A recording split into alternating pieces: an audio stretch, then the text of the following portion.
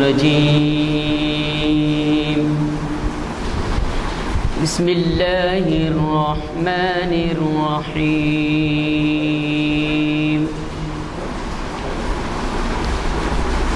هو الله الذي لا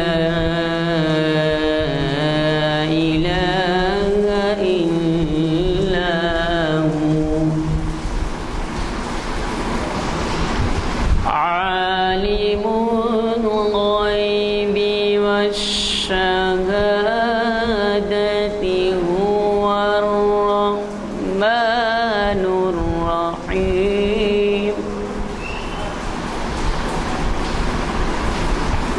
هو الله الذي لا إله إلا هو الملك القدوس السلام المؤمن المهيمن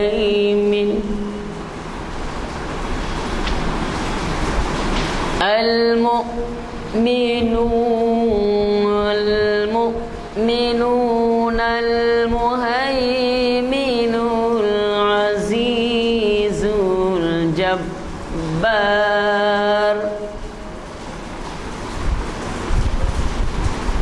المهيمن العزيز الجبار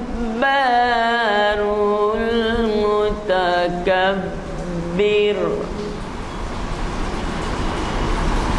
سبحان الله عما يشركون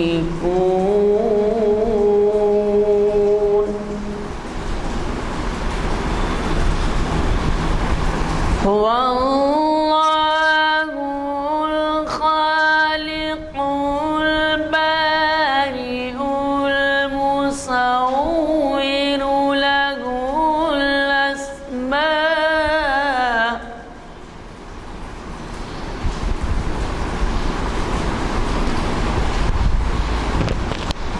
هو الله الخالق البارئ المصور له الأسماء الحسنى يسبح له ما في السماوات والأرض وهو العزيز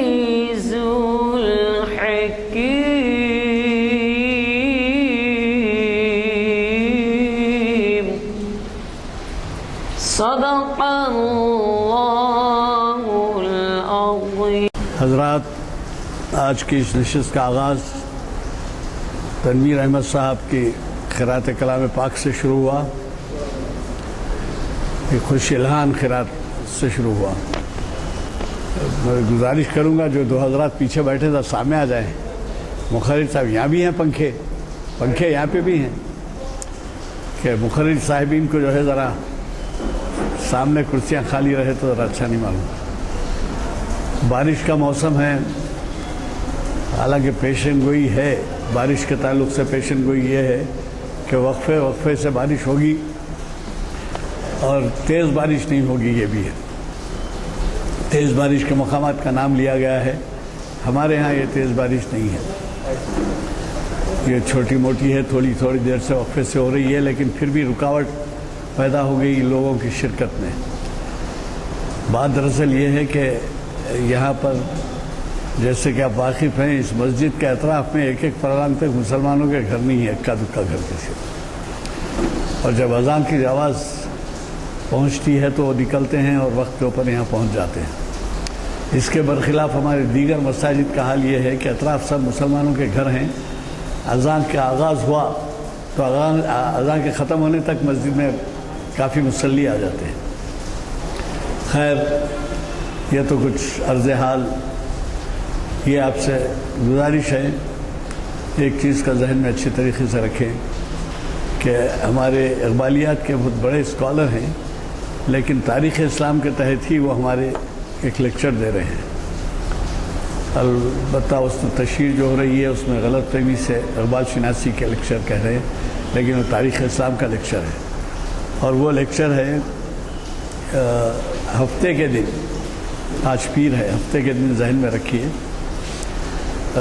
کلام اقبال میں فلسفہ شہادت کے عنوان سے ہے، اور وہ ہے اردو ہال میں۔ آپ حضرات کو معلوم ہے کہ ہمیشہ ہمارے لیکچر یہاں ہوتے ہیں، لیکن جب بڑے پیمانے پر ہوتا ہے تو اردو ہال میں ہوتے ہیں۔ تو اردو ہال میں اگلے ہفتے تاریخ اسلام کا لیکچر رہے گا، اور اس میں بین الاقوامی شہرت کے حامل، جن سے آپ بھی بخوبی واقف ہوں گے، بہت سے حضرات شرکت کرتے ہیں۔ اردو ہال میں وہ لیکچر ہوگا ہفتے کے دن 6:30 بجے، اور ان کا نام ہے تقی عابدی، اور شاید ہی کوئی اسلامی ملک ایسا چھوٹا ہو جہاں ان کا خطاب نہیں ہوا ہے۔ وہ بہت بڑے اسکالر ہیں اور بہت بڑے بڑے خطاب اور انعام یافتہ ہیں۔ مجھے آپ سے خاص طور پر گزارش کرنا ہے کہ نہ صرف آپ آئیے، نوجوانوں کو ساتھ لائیے، فیملیز کو ساتھ لائیے، اور عنوان دیکھیے کتنا اہم ہے کہ کلام اقبال میں فلسفہ شہادت کے تعلق سے ہے، جبکہ ہفتے کے دن ہم خیر بات بھی کہہ دیں گے محرم کے ایام کو، مبارک رہیں ایام کو۔ اور دوسری بات آپ سے جو عرض کرنی ہے کہ آپ جاتے ہوئے ہمارے پاس کے اعلامیہ لیتے جائیے۔ یہ اس میں جو اعلامیہ میں جو ذکر ہے ہفتے سے ہی آغاز ہوتا ہے، وہ یہ ہفتے کا پروگرام تو ہو گیا، آج پیر کا پروگرام ہے، اب اس کے بعد چہارشنبے کا پروگرام رہے گا۔ تو مجھے قوی توقع ہے کہ آپ جاتے ہوئے کچھ اعلامیہ لیتے جائیں گے اور لے جا کر اپنے محلے کی مسجدوں میں لگائیں گے۔ حضرات، میں نے بارہا آپ سے کہا ہے کہ ہمیں تلاوت کا موقع نہیں ملتا، اور آپ یہ دیکھیے کہ اخبارات میں دینی معلومات بھرے پڑے ہیں، لیکن ہمارے جو لائبریری میں کتب آتے ہیں، اس کے بارے میں بھی بتا دوں آپ کو کہ ہندوستان کے جتنے مشہور دینی رسالے ہیں وہ رسالے یہاں پر آتے ہیں، اور کیسے آتے ہیں؟ بلا معاوضہ۔ لیکن افسوس اس بات کا ہے کہ وہ دینی رسالوں میں کئی رسالے ایسے ہوتے ہیں کہ مہینہ بھر کھلتے نہیں۔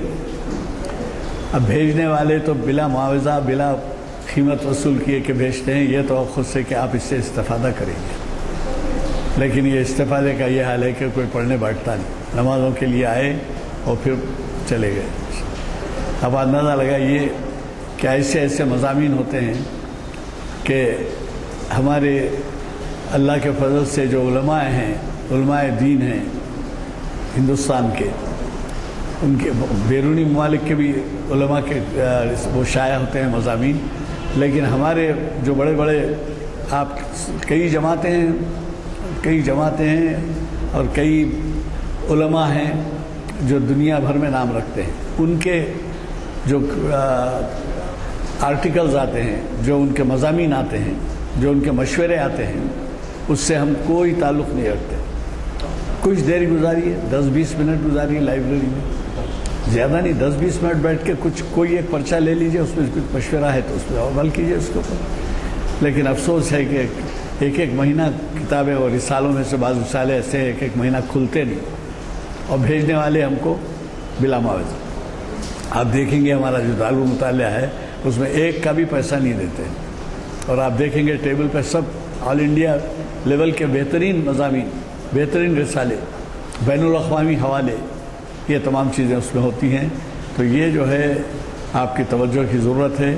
یہ صحیح ہے کہ آپ ہمیں زینت بخشتے ہیں اس محفل میں آ کر، آپ بھی ثواب کماتے ہیں، ہمارے کو بھی ثواب کا موقع ملتا ہے، لیکن میری گزارش ہے کہ آپ آئندہ سے کچھ نہ کچھ وقت ہمارے جو دارالمطالعہ کہی ہے، لائبریری اس وجہ سے نہیں کہتے کہ بکس نہیں رکھتے اس میں، ہم صرف رسالے رہتے ہیں، تو بعض حضرات بکس بھی بھیج دیتے ہیں، اپنے جو تصانیف ہیں وہ بھیج دیتے ہیں، وہ بھی ٹیبل پہ رکھ دیتے ہیں، تو لہٰذا کوشش کیجیے کہ آپ اس سے استفادہ کریں، اپنے حلقوں میں استفادہ کریں، اپنے نوجوانوں کو ساتھ لیتے آئیں. میں مشکور ہوگا اور اللہ سے دعا کرتا ہوں کہ آپ لوگ اس طرف توجہ کریں. آج کے مقرر کے بارے میں آپ کو مجھے کچھ بتانے کی چندہ ضرورت نہیں ہے. یہ آغاز محافل سے آج تک بھی ہمارا ساتھ دیے ہیں، اور کون سی صنف محفل ہے جس میں انہوں نے مخاطب نہیں کیا ہے. انہیں شریعت انفارمیشن میں مخاطب کیا ہے، انہوں نے تاریخ اسلام میں کیا ہے، اور اقبال شناسی میں تو پوچھے ہی نہیں. ضیاء الدین نیّر صاحب ایک بہت بڑا مقام رکھتے ہیں، نہ صرف آپ کے شہر میں بلکہ جدہ میں بھی ان کے گھر پہ محفلیں ہوا کرتی تھیں. اور ان محفلوں میں اور اندازہ لگائیے کہ آپ ہی کے ہندوستان کے ہی لوگ نہیں بلکہ بنگلہ دیش کے، سری لنکا کے، پاکستان کے، انگلستان کے سب لوگ شریک ہوئے. مجھے کئی ان کے گھر پہ محفلوں میں شرکت کرنے کا موقع ملا. تو اللہ کا شکر ہے کہ انہوں نے اعزاز بخشا ہماری آمد کے موقع پر ایسے محافل سجائے. تو اس کی قدر کرنا ہے ہمیں کہ ہمیں ایسے مقررین کی خدمات حاصل ہیں. اب یہ پرسوں بھی ذکر کیا تھا نانک سنگھ نشتر صاحب کی تو قدر و منزلت یہ ہوئی ہے کہ بنگلہ دیش سے ان کو بلایا گیا، نوازا گیا انعامات سے، اور پھر کل کے سیاست میں ان کی تصویر کے ساتھ مضمون چھپا ہے بنگلہ دیش کی وزٹ کا. تو آپ کے درمیان ایسے بھی حضرات ہیں جو قدرداں ہیں ہماری محافل کے. کوشش کیجئے اپنے حلقوں میں یعنی آپ دیکھیے کہ جذبہ کیسا ہے کہ یہ بنجارہ ہلز سے تشریف لا رہے ہیں ضیاء الدین نیّر صاحب، اور اتنی بارش اور اتنی ٹریفک کے باوجود وہ برابر آگے. یوں تو تھوڑی دیر سویر ہوئی لیکن انہوں نے اپنی ذمہ داری کو محسوس کیا اور وہ تشریف لائے. جبکہ ہمارے بعض مصلی شاید اسی معاف کرنا بہانہ کہوں گا میں، بہانے سے کہ بارش ہو رہی تھی اس لیے نہیں آئے گا اسی وجہ. تو یہ دین کے جذبے میں یہ حائل نہیں ہونا چاہیے. اور کوشش کیجئے کہ ہماری دینی محافل کے کامیابی کے ساتھ انعقاد عمل میں آئے. میں آج کے مقرر صاحب سے گزارش کرتا ہوں جناب ضیاء الدین نیّر صاحب کا، جن کا تعارف کرا چکا ہوں میں، کہ وہ شہ نشین پر تشریف لائیں اور ہمیں اپنے خطاب سے نوازیں. بسم اللہ الرحمن الرحیم، نحمدہ و نصلی علی رسولہ الکریم، اما بعد. عالی جناب غلام یزدانی صاحب سینئر ایڈوکیٹ، کنوینر محافل، جناب نانک سنگھ نشتر صاحب، بزرگوں اور دوستوں، السلام علیکم. کچھ تو موسم کی وجہ سے بھی رہا اور کچھ جو دو تہوار مل کر جو آئے ہیں اس وجہ سے بھی جو ہے پورے شہر کی ٹریفک اس سے متاثر ہے. لیکن اس کے باوجود بھی جیسا قبلہ نے فرمایا، اصحاب بے ذوق و شوق جو ہے کسی طرح سے بھی پہنچتے ہیں، اور یقیناً آپ لوگ جو آئے ہیں اسی کی وجہ سے، اسی جذبے کی وجہ سے. میں عنوان جو بولنا چاہتا تھا لیکن وقت اتنا نہیں ہے، تو کچھ دوسری باتیں جو شریعت انفارمیشن سے متعلق ہیں میں آپ کی گوش گزار کرنا چاہتا ہوں. مقصد ہماری معلومات میں اضافہ ہو، آتھینٹسٹی، اور یہ ہے کہ سب کو اتحاد کا پیام دیا جائے اور آپس میں شیر و شکر رہنے کی تلقین کی جائے.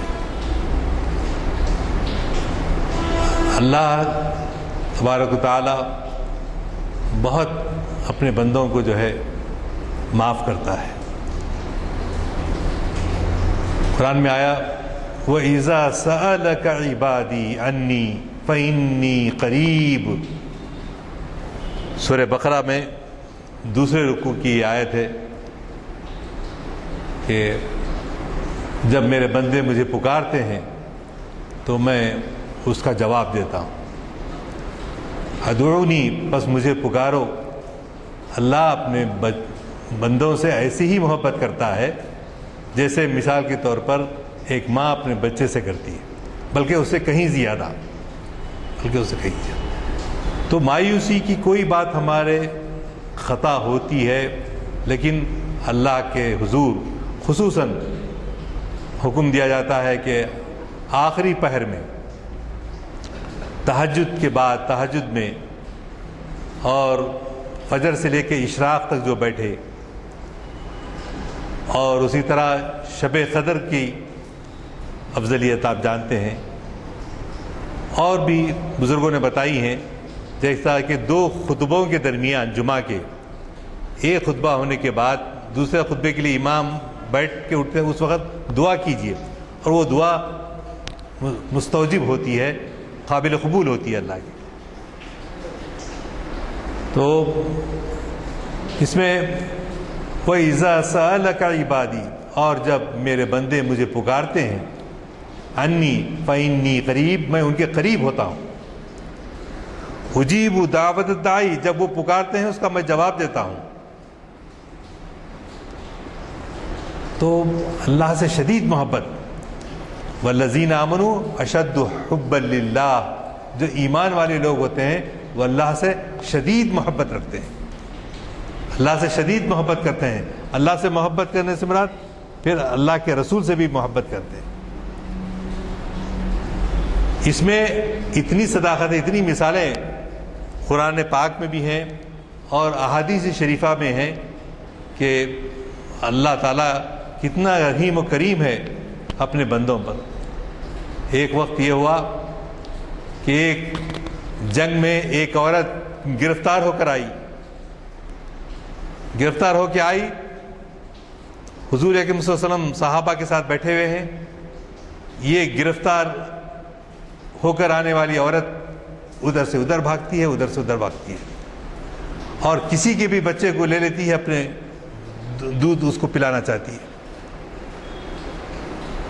حضور اکرم صلی اللہ علیہ وسلم اس عورت کی بے قراری کو، جو اسے اپنے بچے کی محرومی کی وجہ سے ہوئی ہے، وہ دیکھ کر صحابہ سے فرمایا، کیا تم سمجھتے ہو تمہارا خدا جو ہے جس طرح سے یہ عورت اپنے بچے کے بچھڑنے سے محروم ہے اور بےتاب ہے، تو اللہ کے رسول نے فرمایا کہ اللہ کے رسول اپنے امت کے لوگوں سے، انسانوں سے جو دور ہو جاتے ہیں، اللہ سے دور ہو جاتے ہیں، اللہ چاہتا ہے کہ اس ماں کی طرح ان کو، بچوں کو اپنے گود میں لینا چاہتا ہے۔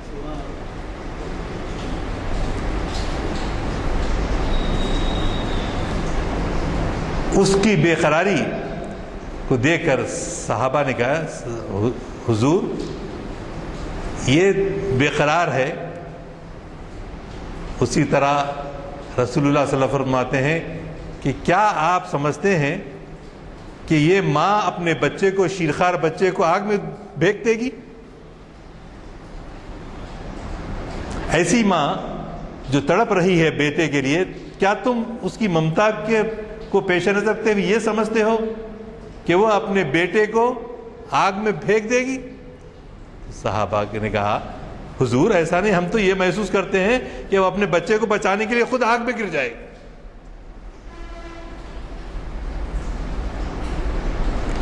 ایسی شدید محبت رکھنے والا اللہ تھا۔ اسی طرح ایک جنگل میں اونٹ کے اوپر سفر ہوتا تھا، لق و دق صحرا، ایک صاحب اونٹ پہ نکلے جس میں پانی کا مشکیزہ بھی ہے اور زیادہ سفر بھی ہے، کھانا پینے کا چیز بھی ہے، تو وہ اونٹ جو ہے گم ہو گیا، جس کے اوپر پانی بھی ہے اور خورد و نوش کا سامان بھی ہے۔ تو آدمی بہت بدو راستہ، ریگستان میں کوئی مائلوں میٹر ایسا لکھا ہوا نہیں ہوتا، ادھر جو ہے عادل آباد کو جا رہا ہے، ادھر کریم نگر کو جا رہا ہے، ادھر ایسا کچھ بھی نہیں تھا اس زمانے میں۔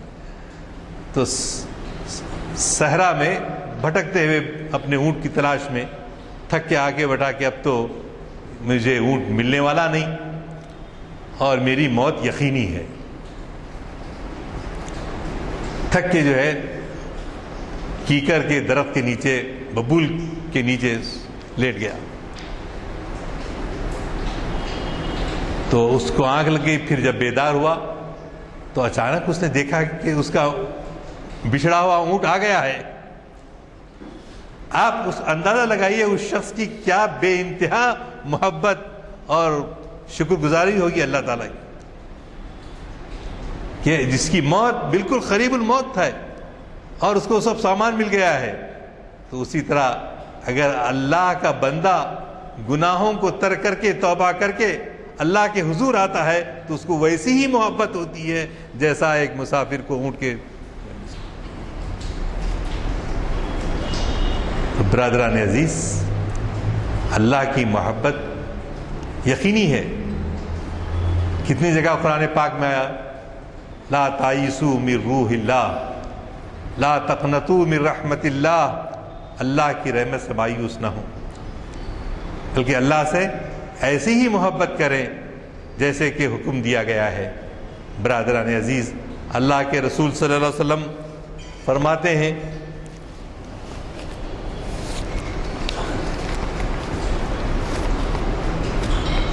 ادعوا ربکم تضرعا، تم اپنے رب کو پکارو، اپنے رب کو عاجزی اور انکساری کے ساتھ پکارو۔ ہمارا انداز کیا ہو گیا ہے؟ عاجزی کے پکارنے کے بجائے ہم جو ہے ایون جب نماز بھی ہم پڑھتے ہیں، نماز بھی ہم جب پڑھتے ہیں تو کیا ہوتا ہے؟ مختلف ذہنوں میں ہمارے خیالات آتے رہتے ہیں، ہمارا ذہن بھٹکتا رہتا ہے، ہمارا ذہن بھٹکتا رہتا ہے۔ تو اسی لیے اللہ کے رسول صلی اللہ علیہ وسلم نے فرمایا کہ اللہ کو ایسے پکارو تضرعا، تضرعا سے مراد بہت ہی عاجزی، انکساری، تضرع کے ساتھ جو ہے تم اللہ کو پکارو۔ اور اللہ کیا ہے؟ انہ اللہ یحب المتطہرین و یحب التوابین، اللہ توبہ کرنے والوں کو بھی معاف کرتا ہے اور صاف ستھرے رہنے والوں کو بھی اللہ معاف کرتا ہے۔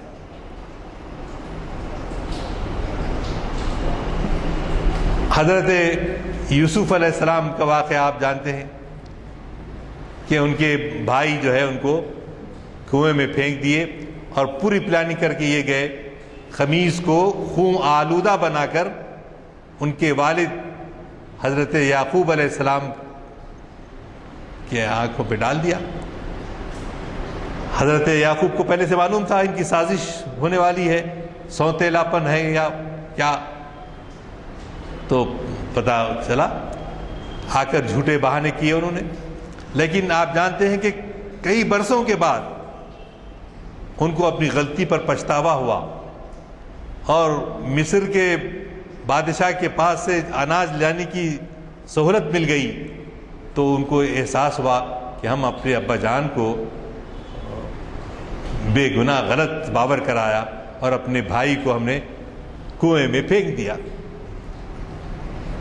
ابا جان جب یہ ریئلائز کیا ان لوگوں نے، ان بھائیوں نے، تو کہا ابا جان آپ ہماری مغفرت کے لیے دعا کیجیے، ہم سے خطا ہو گئی، انا کنا خاطئین، ہم خطا کرنے والوں میں سے ہیں، لہذا کیا کرو، قالوا یا بانا استغفر لنا، اے ہمارے والد بزرگوار آپ ہمیں ہماری مغفرت طلب کیجیے اللہ سے، ذنوبنا وَإِنَّا كُنَّا خَاطِئِينَ، اللہ تاکہ ہمارے گناہوں کو معاف کرے اور ہم ہماری خطاؤں سے ہم کو نظر انداز کر دے۔ تو اللہ تعالیٰ بار بار قرآن پاک میں اور حضور پاک صلی اللہ علیہ وسلم کی زندگی میں یہ دعوت دی جاتی ہے کہ ہم کو کبھی مایوس ہونے کی، ہاں جب آخری وقت آ جائے گا اس وقت کے بعد جو ہے کوئی توبہ قبول نہیں ہوگی۔ اسی لیے ہم کو ہمیشہ یہ دعا کرنا ہے کہ اے اللہ ہم کو ایمان پر زندہ رکھ، ایمان پر ہمارا خاتمہ، ایمان پر زندہ رکھ، ایمان پر خاتمہ فرما۔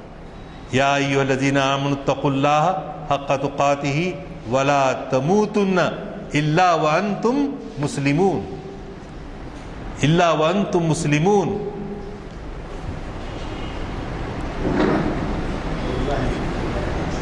یا ایھا الذین آمنوا اتقوا اللہ، اللہ سے ڈرو حق تقاتی، جیسا کہ اس سے ڈرنے کا حق ہے. اور کاش کہ ہماری موت ایمان کی حالت میں آئے، یہ ہماری تمنا ہے. تو اللہ کی رحمت سے ہم مایوس نہ ہوں. کئی ایسے واقعات ہم کو ملتے ہیں کہ جس سے ہم کو بڑا عبرت ملتی ہے. عبرت ملنے کے ساتھ ساتھ ہم کو یہ استقامت ہوتی ہے کہ یہ جھوٹے قصے نہیں ہیں. ایسے ہی اللہ معاف کر دیں گا، اللہ ہم کو زندہ نہیں کریں گا، قبر میں دفن کر دیے تو ہو گیا، قصہ ختم. یا لیتنی کنت ترابا، کاش کہ میں جو ہے مٹی بنا کر پیدا کیا گیا ہوتا. ایسی تمنائیں کرنے کی ہرگز ضرورت نہیں. کیوں کہ مومن کو یہ بات کا تیقن دیا گیا ہے، مومن کو ہی نہیں سارے انسانوں کو، جو تائب ہو جائیں، توبہ کر لیں، اللہ کے حضور رجوع ہو جائیں اور سمجھ کر اللہ کو ایک ماننا، پوری اس میں دانائی ہے، اس میں پوری دانائی ہے اور پورے دلائل کے ساتھ. اتنا لٹریچر ہمارے پاس مختلف زبانوں میں ہے، تو پھر مایوسی کس بات کی؟ مایوسی کس بات کی؟ جیسے کہ ایک صاحب جو ہے بڑے جلاد قسم کے تھے، جو غصے میں آیا لیے چھرا مار دیتے تھے. کرتے کرتے وہ قاتل جو ہے 99 قتل کر دیا، 99. پھر آخر میں انسانی تھا، اس نے یہ ریئلائزیشن کیا کہ میں اتنے گناہ کرا، مرنے کے بعد کیا ہوں گا میرا حال. ایک اس وقت کے عالم کے پاس گیا، زمانے کا جو بڑے جید عالم تھے ان کے پاس گئے. جا کے انہوں نے کہا میں قاتل ہوں اور 99 لوگوں کو قتل کیا ہوں، میری بخشش کی کوئی امکان ہے؟ میں معاف کیا جا سکتا ہوں؟ تو وہ ہمارے پاس بھی رہتے تھے کہ سخت مزاج کے مولویاں، معاف کرنا، سب نہیں ہوتے، بعض ہوتے قتل. میں دیکھا بعض وقت ایسا کھڑے رہتے ہیں، نفل پڑھ رہا کوئی آدمی اور سر کے اوپر ٹوپی نہیں ہے، تو آگ کے بازو کھڑے رہ کے ان سلام پھیرنے کے بعد، حضرت آپ کی نماز نہیں ہوئی. کیوں نہیں ہوئی صاحب؟ بولے آپ سر پہ ٹوپی نہیں پہنی.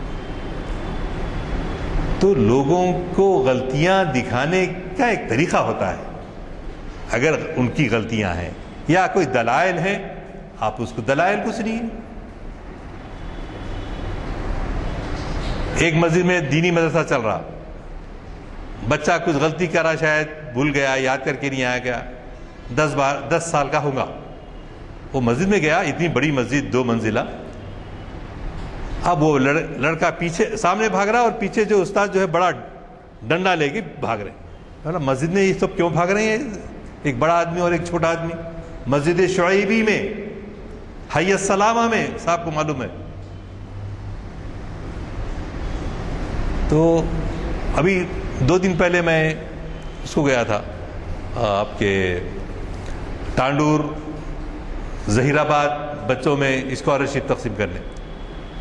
ہمارے وہاں کے مدرس صاحب، نام نہیں بولتا، کوئی جانتے ہوں گے، وہ بچے کو تھڑا تھڑ سر کے اوپر یہاں مارتے.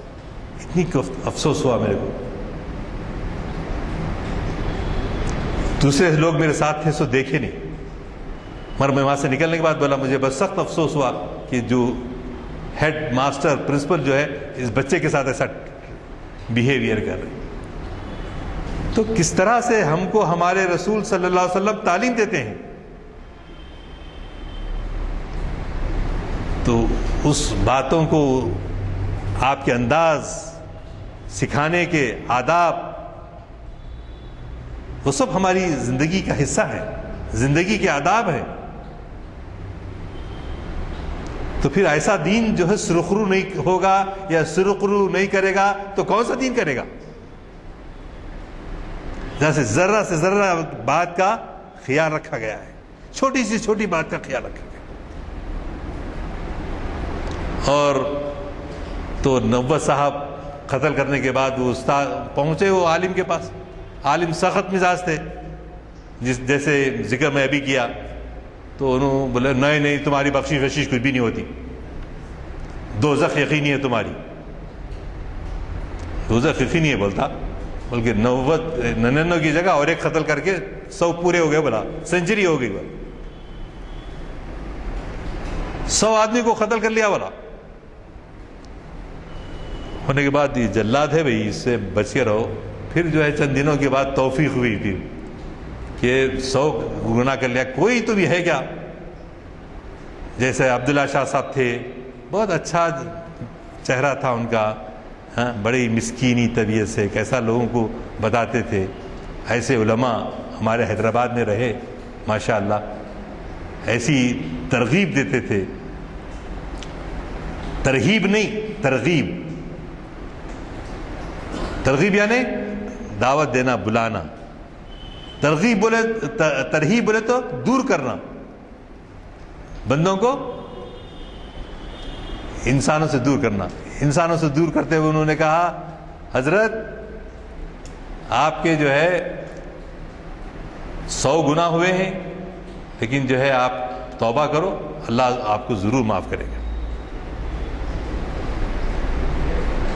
البتہ یہ کرو کہ تم اب میرے ساتھ رہ کے اب اپنے وطن کو مت جاؤ، وہاں گئے تو پھر تمہاری کوئی فطرت اپنی آمادہ نہ کرے۔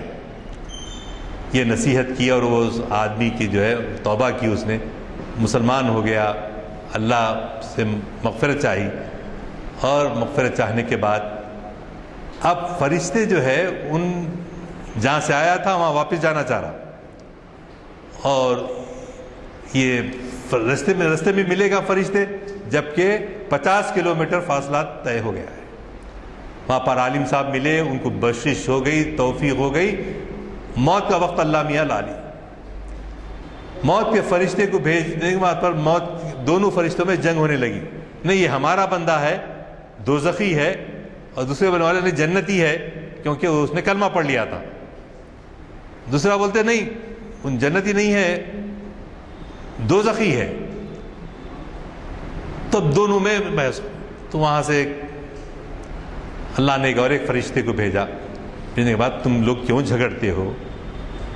جس مقام سے وہ چل کر یہاں تک آیا اس ڈسٹینس کو ناپ لو، وہ ہے 49 کلومیٹر، اور وہ فاصلہ جہاں اس کو جانا تھا نیک بننے کے لیے وہ کتنا ہے؟ وہ جو ہے 50 کلومیٹر ہے یا کم ہے۔ تو اللہ اس کی بخشش کو قبول کر چکا ہے، لہٰذا وہ جنتی ہے، اس کو جنت کے فرشتوں کے حوالے کرنا چاہیے، نہ کہ دوزخی جو ہیں ان کو۔ تو یہ اللہ کی رحمت فرشتوں کو بھی یہ بھیجی ان احکام کے ساتھ کہ اللہ کے جو نیک بندے ہیں، اللہ ان کی بہت سارے 100 گناہ بھی ہو گئے، 100 قتل بھی ہو گئے، اللہ ان کو معاف کرتا ہے۔ تو یہاں کسی قسم کی مایوسی کی کوئی بات نہیں، لیکن ہے کیا؟ اگر ہم نے کسی کا دل دکھایا ہے، بیوی کا دل دکھایا ہے، بیٹے کا دل دکھایا ہے، بیٹے نے باپ کا دل دکھایا ہے، تو پورے اس کے ساتھ یہ حقوق العباد ہیں، وہ حقوق اللہ ہیں۔ حقوق العباد کے جب تک کہ متعلقہ مرد یا عورت معاف نہ کر دے وہ گناہ معاف نہیں ہوتا۔ لہٰذا ہم کو کوشش کرنی چاہیے۔ اب ہمارا سفر کدھر ہے؟ تیز آخرت کی طرف ہے۔ ابھی کوئی زیادہ مہلت ملنے کی امید نہیں ہے نا بھائی؟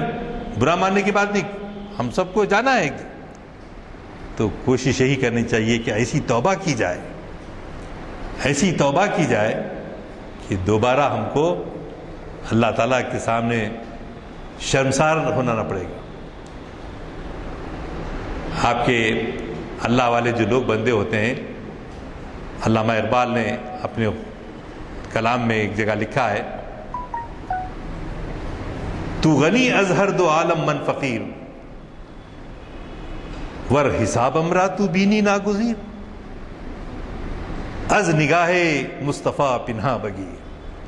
اے اللہ میرا جو اعمال نامہ ہے فَمَن يَعْمَلْ مِثْقَالَ ذَرَّةٍ خَيْرًا يَرَهُ وَمَن يَعْمَلْ مِثْقَالَ ذَرَّةٍ شَرًّا يَرَهُ. چھوٹی سی چھوٹی بات، بڑی سی بڑی بات کاتب جو ہے لکھ رہے ہیں، محفوظ ہے. تو اے اللہ، اقبال کہتے ہیں، عاشق رسول ہیں، وہ کہتے ہیں کہ اے اللہ میرا اعمال نامہ تو آپ کے آنکھوں سے، آپ کے دیکھنے سے محفوظ نہیں ہے، وہ دیکھنا تو ضروری ہے، آپ واقف ہیں، آپ دیکھ لیے ہیں، تو آپ سے تو میں معافی چاہتا ہوں، لیکن میرے اعمال نامے کو حضور اکرم صلی اللہ علیہ وسلم کے سامنے پیش نہ فرمائیں. کیوں؟ کہ حضور اکرم صلی اللہ علیہ وسلم کو یہ تکلیف ہوگی کہ میرا امتی اتنے تعلیم دینے کے باوجود، میری اتنی مصیبتیں سہنے کے باوجود اپنے اعمال سے، برے اعمال سے پلٹ کر نہیں آیا. اسی لیے ہمارے رسول پاک صلی اللہ علیہ وسلم نے ہمارے یہاں تک دین کو پہنچانے کے لیے، یہاں تک صلحاء، صالحین، نیک وکار لوگ، نیکی کے کام کرنے والے، خیر الانام، تو ان سب کے لیے ان کو کیا ہوتا تھا؟ مجھے شرمندگی ہوتی کہ حضور کا میں سامنا کیسے کروں، حضور کا سامنا میں کیسے کروں صلی اللہ علیہ وسلم. تو برادران عزیز،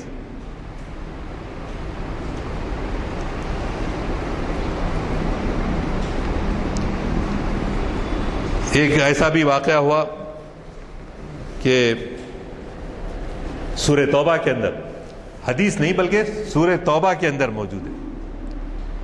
سورہ توبہ کے اندر کیا ہے؟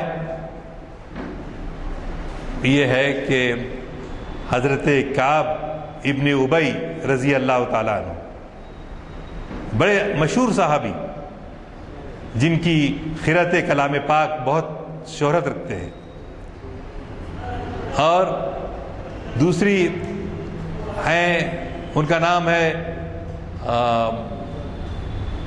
امیہ، کعب بن ابی، ہلال بن ربیعہ، اور ایک صحابی ہیں. تین صحابہ جو ہے سے تھوڑی سی سستی ہو گئی، کاہلی ہو گئی، لیزینس آ گیا. کیوں؟ آپ اعلان کر رہے تھے کہ ہم کو جنگ کے لیے جانا ہے، جو لوگ آنے والے ہیں سب آ جائیں، دیر نہ کریں، اپنے پاس جتنے گھوڑے، جتنے اونٹ، بکریاں یا سامان جنگ ہے وہ لے کر حاضر ہو. اعلان ہو رہا، سن رہے روز یہ تینوں صحابہ سن رہے کہ اعلان کیا جا رہا ہے اور جنگ پہ جانا ہے. تو ان کے دل میں خیال آیا اللہ نے مجھے بہت کچھ دیا ہے، اچھے سواریاں ہیں جی، تیز بھاگنے والے سواریاں ہیں، اور میں جو ہے آج نہیں تو کل نکل کے لشکر کے ساتھ مل جاؤں گا، محمد رسول اللہ صلی اللہ علیہ وسلم کے ساتھ مل جاؤں گا. اسی کیفیت میں، اسی سستی میں، یہاں تک کہ وہ 15 دن گزر گئے. غزوہ تبوک سے سرکار محمد صلی اللہ علیہ وسلم صحابہ کے ساتھ واپس مدینہ آ گئے. اب لوگ، ان کو بڑی شرمندگی ہوئی کہ سرکار گئے بھی اور آ گئے. تو ان کو دل میں یہ ہوا کہ اگر سرکار پوچھے بھی تو میرے ایمان لانے والوں میں بالکل پکا ہوں، حضور جانتے ہیں. تو وہاں دیکھے دربار نبوی میں صلی اللہ علیہ وسلم، ایک منافق آ رہا، نہیں سرکار مجھے وہ فلاں چیز ہو گئی تھی، یہ تھا وہ تھا، بہانے. اچھا ٹھیک ہے، منافق، ہپوکریٹس جو بھی ہیں ان کو بولا اوکے، آپ نے فرمایا ٹھیک ہے. لیکن جب ان کی باری آئی، ابی ابن کعب کی، ہلال بن ربیعہ کی، تو ان تینوں صحابہ نے سچ کہا نہیں حضور سستی ہو گئی ہم سے، اسی خیال سے کہ ہمارے ساتھ جنگی سامان ہے، ہم آپ کے ساتھ مل جائیں گے. اچھا، تو اس میں آپ کی مسکراہٹ ذرا غصے کے ساتھ تھی. تھوڑا سا ناراضگی کے ساتھ آپ کے چہرے پہ مسکراہٹ تھی. اچھا، ان کو منافقین کی لائن میں بٹھانے کے بجائے تم بیٹھو، اللہ کا کیا حکم آتا ہے دیکھیں گے. سب لوگ چلے گئے. پھر اللہ کے حکم سے حضور صلی اللہ علیہ وسلم نے فرمایا تم لوگوں سے سوشل بائیکاٹ، تم تینوں افراد سے کوئی بات چیت نہیں کرے گا، مدینے کا کوئی دوست آپ کو سلام نہیں کرے گا. ارے پریشان ہو گئے لوگ. 1 دن 2 دن گزر گئے، 3 دن گزر گئے. ایک دوسرے کے ساتھ بھائی کیوں کی طرح رہنے والے لوگ ایک دم جو ہے پریشان ہو گئے کہ کوئی سلام نہیں کرتا، کوئی بات نہیں کرتا. تو اس طرح سے 30 دن گزر گئے. اہلیہ محترمہ سے کہا کہ آپ اپنے میکے تشریف لے جائیے. بیوی نے پوچھا کیا یہ آپ کا حکم ہے یا حضور اکرم صلی اللہ علیہ وسلم کا حکم ہے؟ آپ نے فرمایا حضور کا حکم ہے. اسی دوران شام کا جو بادشاہ عدنان تھا، غسان تھا، اس نے خط بھیجا ان کے نام پہ، کسی ابی بن کعب کے نام پہ. کیا خط میں کیا لکھا ہوا ہے؟ ہم سنے ہیں کہ تمہارے صاحب جو ہیں تمہارے ساتھ ایسا سلوک کر رہے ہیں، بات چیت نہیں کر رہے ہیں، سوشل بائیکاٹ کر رہے ہیں، تم ہمارے ساتھ آ جاؤ، بدلہ لیں گے ان کے سے.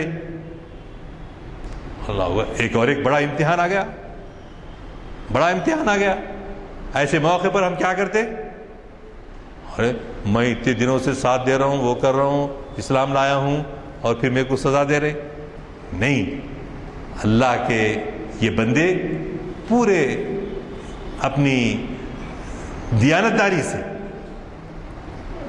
کہا، اپنے وہ خط کو پھاڑ کر پھینک دیا اور اپنے چچا زاد بھائی ابو قتادہ سے کہنے لگے، ابو قتادہ کیا تم نہیں جانتے کہ میں رسول اللہ سے شدید محبت کرتا ہوں؟ میں سلام کرتا ہوں تو تم سلام کا جواب نہیں دیتے.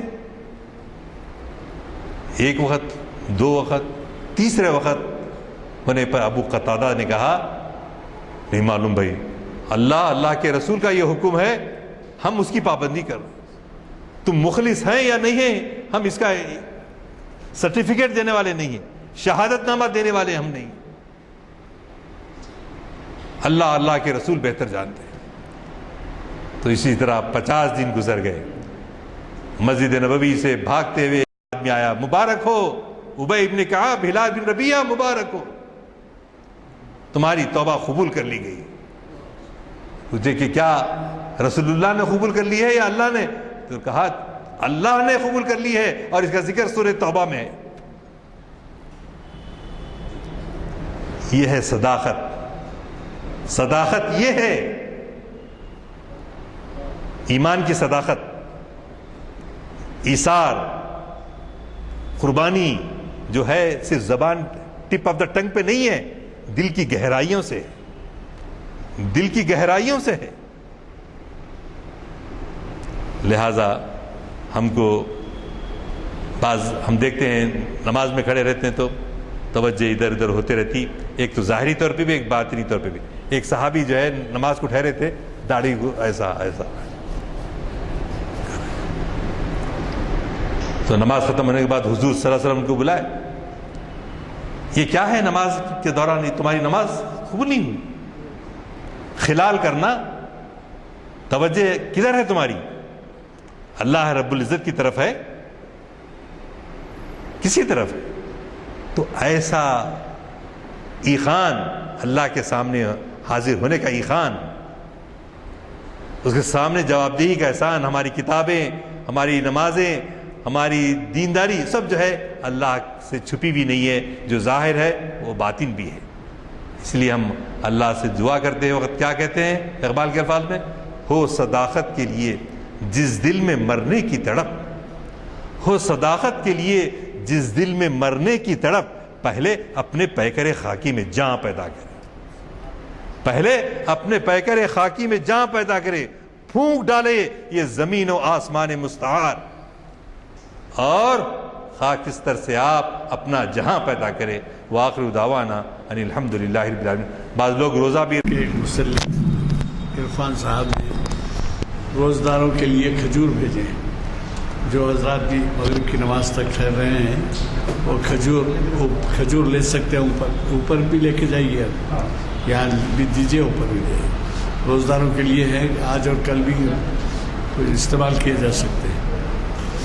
جو روزہ نہیں ہے ان کو بھی چکھنے دیجیے, ثواب میں شریک ہو جاتا ہے. ہاں وہی دے رہے ہیں. جو بچے آپ اوپر لے جائیے, کیونکہ بعض لوگ یہاں نہیں ہیں, وہ لوگ روزدار رہیں گے, آئیں گے وہاں پہ. تو ایک تو یہ ہم شکریہ ادا کرتے ہیں ان کا کہ انہوں نے ہمارا خیال کیا. ماہ محرم میں جو روزوں کی اہمیت ہے اس کے بارے میں تو آپ سبھی جانتے ہیں, اس کے بارے میں کچھ زیادہ بولنا نہیں ہے. خوش نصیب ہے وہ لوگ جن کو کہ روزے, جیسے ابھی مخرج صاحب بھی روزہ ہے, غلطی سے ہم نے پانی رکھ دیا ان کے سامنے مگر. تو بہرحال آج کا خطاب آپ کو خود اندازہ ہوا ہوگا کہ کتنا بروقت اور کتنا پرمغز خطاب تھا. اس کے بارے میں تو مجھے مزید کچھ کہنا نہیں ہے.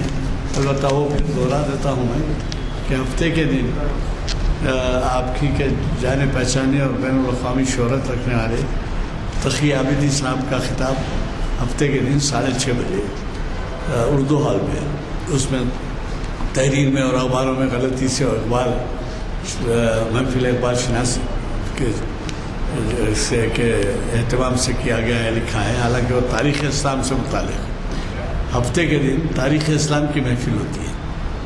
ذرا آپ لوگ ادھر بات کریے. ہفتے کے دن تاریخ اسلام کی محفل ہوتی ہے. تاریخ اسلام کی محفل کے تحت 6:30 بجے اردو ہال میں آپ ضرور تشریف لائیں. وہ امریکہ سے آتے ہیں, سال میں 1-2 دفعہ وہ خطاب کرتے ہیں اور ہمیں اس سے استفادے کا موقع دیتے ہیں. اور غیر معمولی صلاحیت کے آدمی ہیں.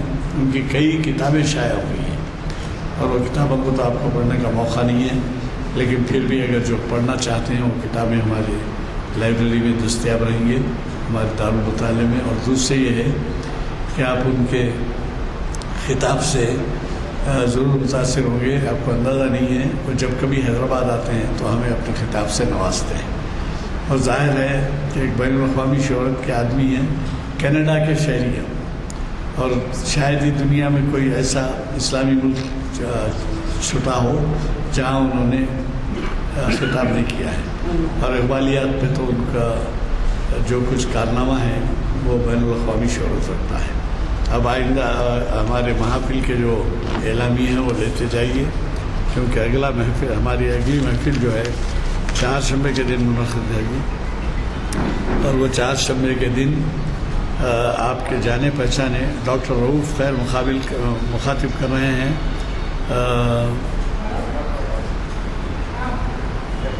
اقبال اور غالب عنوان ہے.